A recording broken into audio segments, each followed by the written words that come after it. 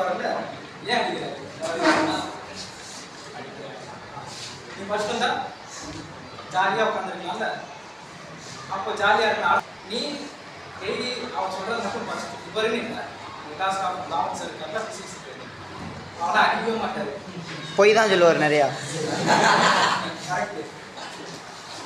இந்த மாதிரியே மெயின்டைன் பண்ணிங்கன்னா இப்படியே மெயின்டைன் பண்ணிக்கங்க. பட் இதே கூட சேர்ந்து நீங்கள் ஜாலியாக படிச்சிட்டிங்கன்னா ஜாலியாக போக முடியும். ஓகேயா?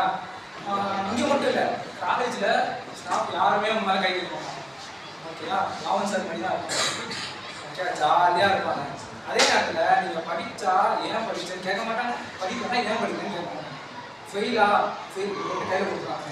ஒன்ஸ் நீ அறிவு வச்சுட்டேன்னா அங்கே ஃபெயில் ஆகிட்ட அப்படின்னா உனக்கு வேலையே கிடைக்கும். சத்தியமாக சொல்கிறேன், வேலையே கிடைக்காது. நான் இப்போ ஒர்க் பண்ணுறேன், அந்த ரூம் எடுத்தால் தங்கியிருக்கேன். ஓகேயா? அங்கே ஒருத்தன் என்னோட 2.5 வயசு பெரியவன் வேலை தேடிட்டு அங்கே ரூம் பார்க்கணும். ஏன்டா அப்படின்னு கேட்டேன். ஏன் கேட்டீங்கன்னா நல்லா படிக்கிறவன் டாப்பர் 12th கட் ஆஃப் கம்மி ஆகிடுச்சு, காலேஜில் போயிட்டு நிறையா படிச்சிருக்கேன். No use. ஏன்னா இப்போ நான் ஜெர்மனி போகிறேன்.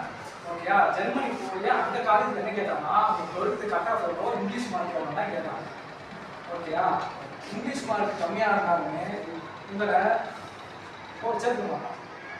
சரிங்களா? இப்போது ஜெர்மனி போனாலும் சரி, என் ஹையர் ஸ்டடீஸ் போனாலும் சரி, physics chemistry maths 3 cut off மட்டும் தான்